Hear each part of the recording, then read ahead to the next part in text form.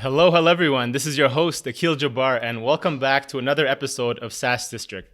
On today's episode, we'll be talking about how to decide whether you should plow ahead and keep growing your startup, or you should shut down and pivot and move on to the next startup early on.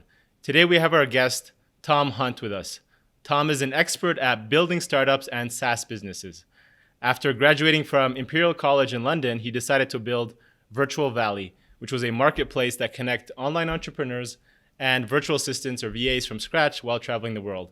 He then sold 90% of the business back in 2017, where he then built up Repairly as the CEO, which was on an on-demand mobile phone repair delivery service. He is now the co-founder of BCast, a podcast hosting platform for high-growth businesses. He also the managing director at SaaS Marketer, where they publish biweekly SaaS growth case studies, and runs his own podcast, Confessions of a B2B Marketer. At SaaS Marketer, he also helps SaaS businesses grow with their own profitable podcasts, which we'll talk about more today. Finally, Tom is an angel investor at many startups, including Gleam, Dust Foundation, Taz, Epsta, Parable Labs, and Stashbee. So welcome, Tom. Nice to see you again, and glad to be able to join us today. Thank you so much for that very extensive intro. I'm sure we'll dig. It's pretty accurate, but I will dig into some of the details. Like, I'm not sure about expert, but we'll dig into that. Okay. We'll find out in the next couple minutes here. Before we get into it, I'd love to hear your story on how you built up, Virtual Valley. I think that's when we first connected a couple of years ago, and then you exited within 2 years, which is pretty quick.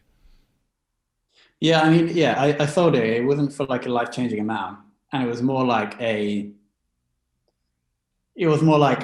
didn't want to be in the business anymore, and so I sold it, not because it was like selling it because I was going to make a shed load of money. Okay.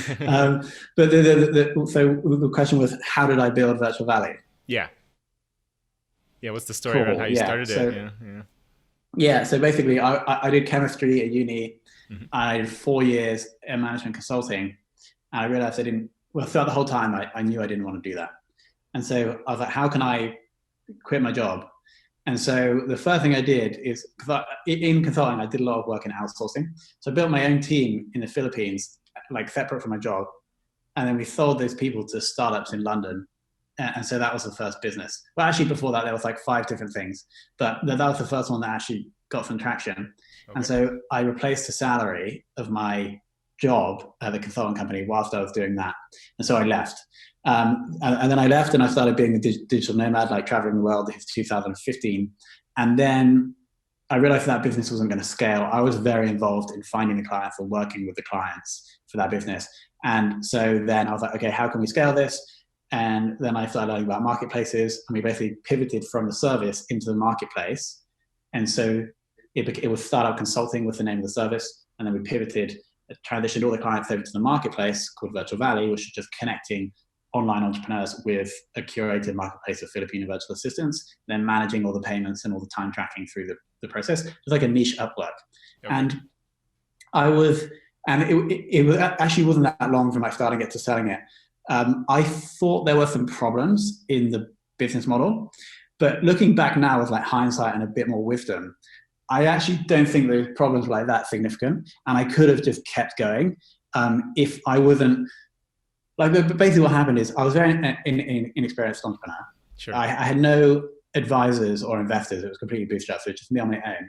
And I was incredibly burnt out and overworked because I went so hard for like 18 months. Right. And then for any entrepreneur probably knows that there are times where you're working and you're like, I hate this. I don't want to do this anymore. And most people just like take a week off and they come back to it and keep going. But I was like, I don't want to do this anymore. So I like listed it and sold it within a month. Wow. And so, but looking back now, if I just kept going with that for the past 3-4 years, right? I think it still could have probably worked, and it could have probably been a sizable business now, but I didn't. And I've done a lot of other stuff since then. Mm-hmm. But yeah, that's like the story. Yeah, I remember there was a story. That's when I think I first heard you on a podcast where you were talking about how you did like 100 and something blogs and like guest posts in like 30 days. So you were probably just going super. My whole life was just working on Virtual Valley. I was traveling. I think I was living in Poland for 6 months of it, most of the time on my own. And all I was doing was just in this house, like in a room in a house that I was renting, and sleeping in the room, getting up, working, maybe leave the house once per day to get food, and then go back and then work and then sleep. It's just like, it wasn't very healthy. Just to add to that, so when you were working in management consulting, you were building this on the side. How long was it before you were, go from that, mode of still working both and managing both until you were able to replace your income and walk away? Yeah, so it was the start of 2014. I set the goal that I was going to replace my salary by the end of the year. Okay. And so for the first 5-6 months, I was trying loads of different stuff, mainly online marketing, and then landed on this one in about July. Mm-hmm. And then by January, I'd replaced the salary. So we were charging like between 600 and £1,000 per one of our team per month, based whether how many hours. Yeah. And we had like a team of 6 to 7. So it was like $6,000 revenue. And about 50% cost. So I was able to live off the $3,000. That's not bad. And then from there, was it that you jumped into starting, I think, Repairly as the CEO? And I know you. Yeah, so it was from there. Well, yeah, no, there was actually a couple of other ones in between that we won't talk about. Okay, but sure. We actually got funding and moved. So the kind of shiny object that drew me away from Virtual Valley was a company that we got a small amount of funding for, joining an accelerator in London, build out, didn't work in the end. And then we pivoted that and started trying to bootstrap again, but then we didn't understand how long it was going to take to bootstrap, so we ran out of money. Then I joined Repairly. I didn't found that. I joined as COO, and there was like 5 of us in the team. Okay. Responsible for growth and operations. And then it was a cool business. It was like Deliveroo or like on-demand phone repair, like really cool. But it was really hard to do operationally. Like stuff would happen, like the drivers would be delivering the iPads, like that cost like £600 each, and they get hit by a car, and both the iPads would be completely broken. And we have the challenge with obviously the driver being hit by the car, and we had to just pay £1,200 for the 2 iPads that are just broken, and that eliminates the profit from like 100 orders. And so it's just really, really hard. And so that was funded, and we needed to hit, we were like $25,000 per month revenue. Yeah. And we needed to hit like over 30 in a few months for this investor to give us another like 250K, I think he said. Yeah. And so I was doing the marketing and the operations. And so I was like, I know what we're going to do. We're going to launch in 5 other cities. We were just live in London at the time. Okay. And so then we launched in these 5 cities, and then we ended up losing loads of money in March. I think this must be March 2017. We lost £26 for every phone we fixed in the month, and we probably fixed like between 200 and 300 phones.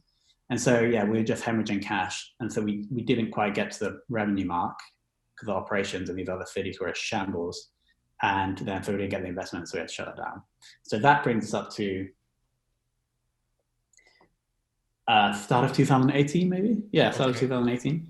And then, so I'm curious on that $26 mark. So how did that factor in? Like, was it, so you fix it? Is it the delivery cost, the repair? You have to pay the guy to repair it, and then all the kind of service and all that. It just there was no profit from the beginning. Like the whole model was kind of flawed. We can dig into the unit economics if you want. I remember. So let's say £70 someone was paying to get the iPhone 7 screen fixed. Okay. We would pay the engineer £30, and then it was our job to pay the couriers and the distributors, right? Okay. And so we had in-house couriers that would, and sometimes we'd end up paying like £20 for the courier. So there's the engineer cost, the courier cost, and then there's also the part cost. So we were buying the parts and giving them to the engineers. The part cost, that wouldn't have been that much. It would have been like £6. And so it left like £15 of margin for us. Or maybe a bit more than that, because we also had the customer acquisition cost, right? And we're running mainly from SEO, and AdWords, and the blended customer acquisition cost might have been like £20. Okay. And so there's it's like £10 margin contribution. And so if anything went wrong in that process, like we were late and we have to refund, or like if the phone had to go back, it's called a re-repair when the phone wasn't perfect, it had to go back. The engineers are obviously, because it's white labeled by Repairly, our brand, the engineers were not incentivized to do a great job because the customer knew nothing about them. So their incentives were just do a shit one. And so then we'd have to, a re-repair would mean we wouldn't pay the engineers for that, but we'd have to pay for the couriers. And so if we did a repair, it's basically not profitable. So it was really hard. So I joined, took equity and a salary, but I didn't really spot how hard that was. But it was really good learning experience, both on the marketing side and on the operational side. Yeah, I imagine. Yeah, with like 10%, almost like less than 10% margins, and then like if your CAC can't even make up for it, like that's a tough business, right? Compared to SaaS nowadays, right? Yeah. Yeah, exactly. Yeah. And then you started, I think, was it that from then you started investing in different angel round startups, or like, why did you decide to go that route rather than, say, I'm going to go out and build it after you shut down Repairly and start building your own companies? What was that? Yeah, no, so I think I used the money from Virtual Valley to invest the first one. Okay. At least. So why did I do that? I think I did. Why didn't I take that and invest in my own business? I'm not really sure. Maybe it's diversification.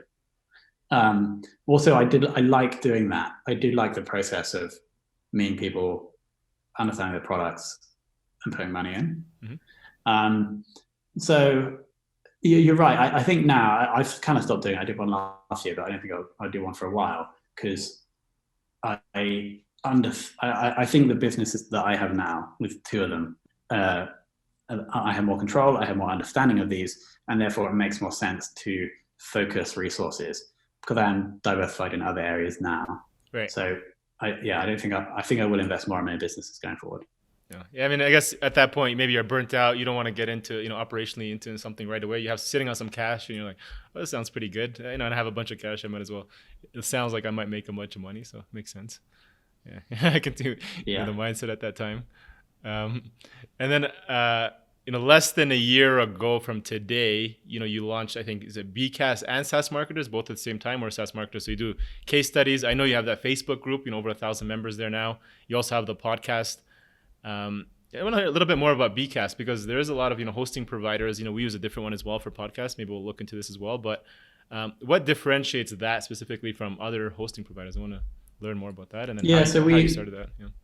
Yeah, BCast started because we were running podcasts, or we are running podcasts for businesses. It's a very specific type of podcast where you take a position for the business, and then you find other famous people in that niche, interview them, and then that path of authority, and you become this authority in that niche. Then also you try and gain some kind of benefit from the relationships that from the guests, right? That's basically this podcast service that we run. Mm-hmm. And we were using, I think it was Transistor as the podcast host. And there were these things that I really wanted it to do to help automate parts of our process that it wasn't doing. And so then, to set the scene here, I was running these podcasts, these businesses, and that came about because I had a job. I was head of marketing at a SaaS company. Okay. And we ran this podcast thing. It did really well.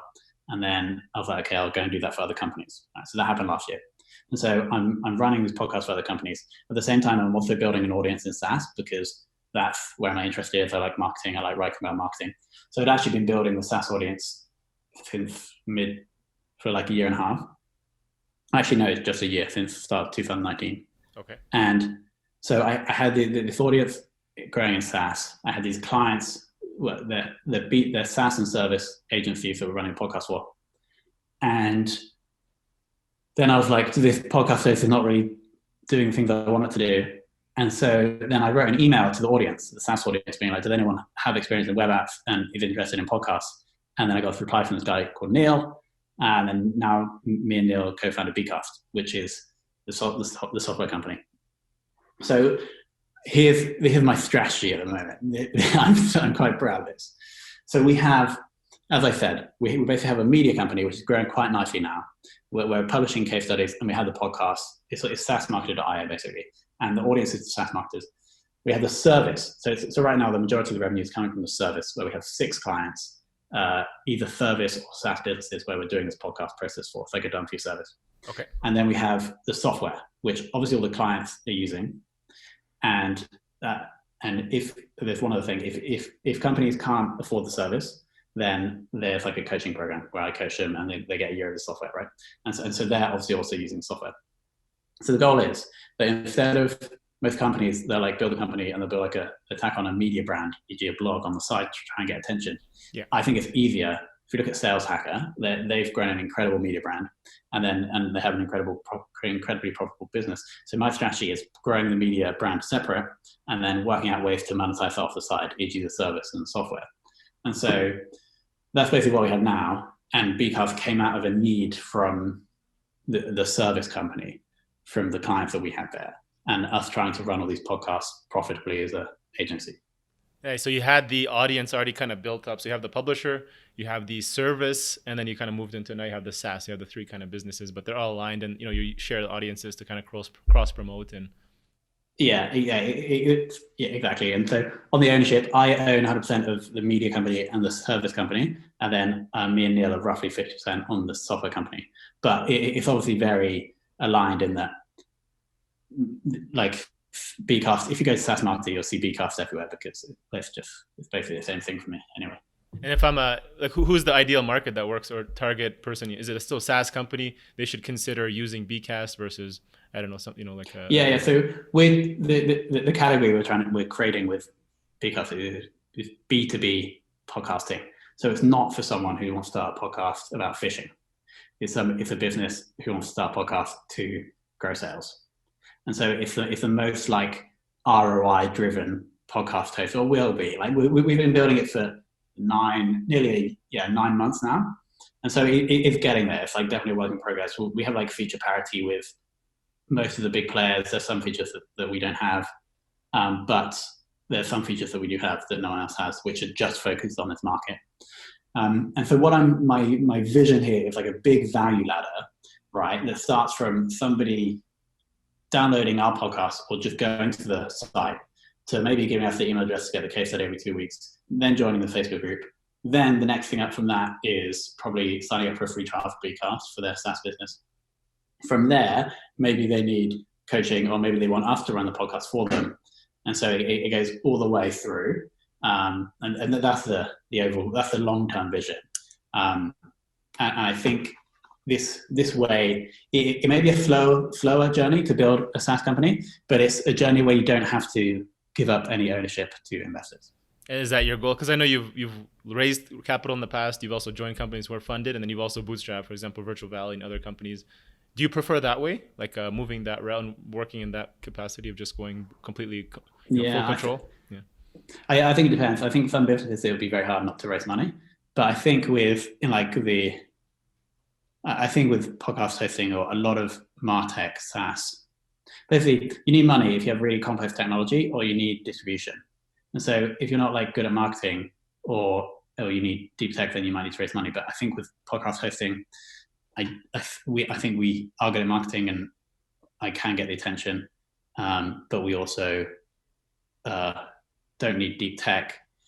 That's not to say that at some point in the future, if there's really good terms, that we wouldn't take money. But, sure. If you like need to raise, or you really want to raise, you're going to get shit terms. So I don't know if I can say that. Makes sense.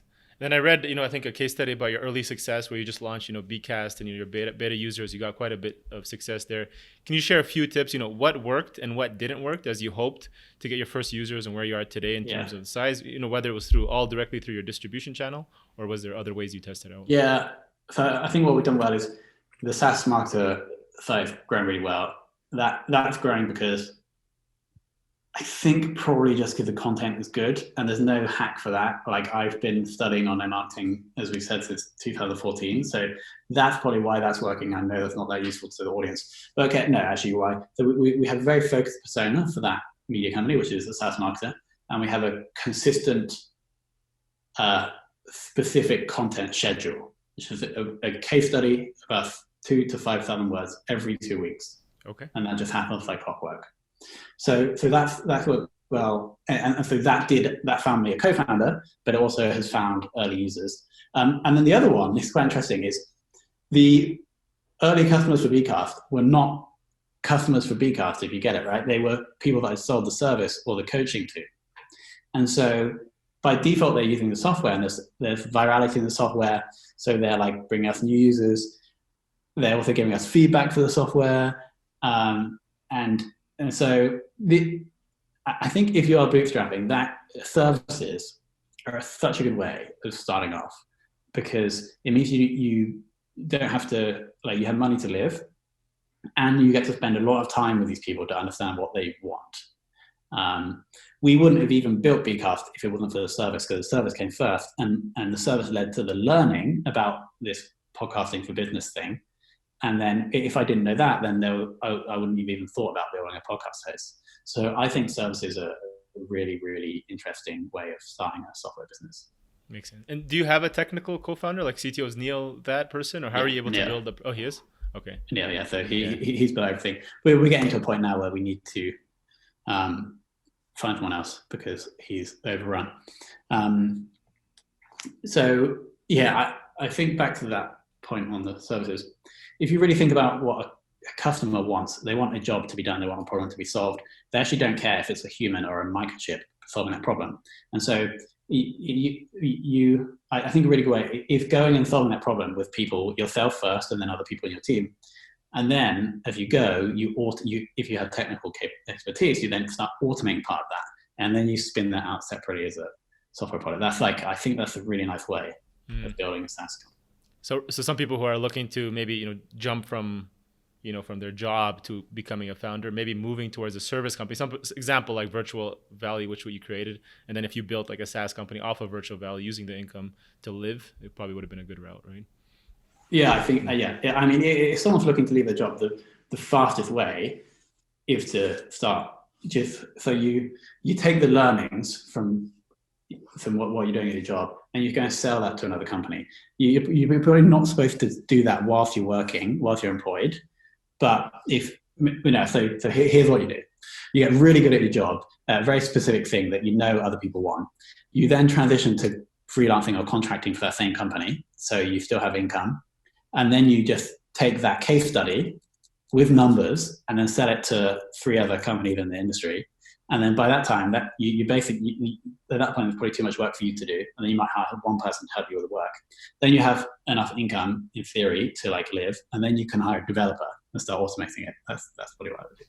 I love that. It's a really good formula. I know we launched the SaaS District podcast recently, specifically for SaaS founders, investors. We understand it's a long-term marketing channel. I think that's how we approach it. You've done this for other SaaS companies as well as their channel, building out their marketing through podcasting. What value do you see in a startup launching their own podcast at this time, or have you seen with your own podcast? Is it more top of the funnel, middle of the funnel, or where do you kind of see it? So the key here, I think, if people are looking to get an ROI from a podcast, is to, I think it's two steps probably. First is find a niche and provide something different. So find a niche that's a little bit uncomfortable. And then as long as it aligns with your business, what you're trying to do, then that's fine. Try and find something different about the podcast you're doing, about the questions you ask, maybe you giving insights at the start, the type of guests you have, etc.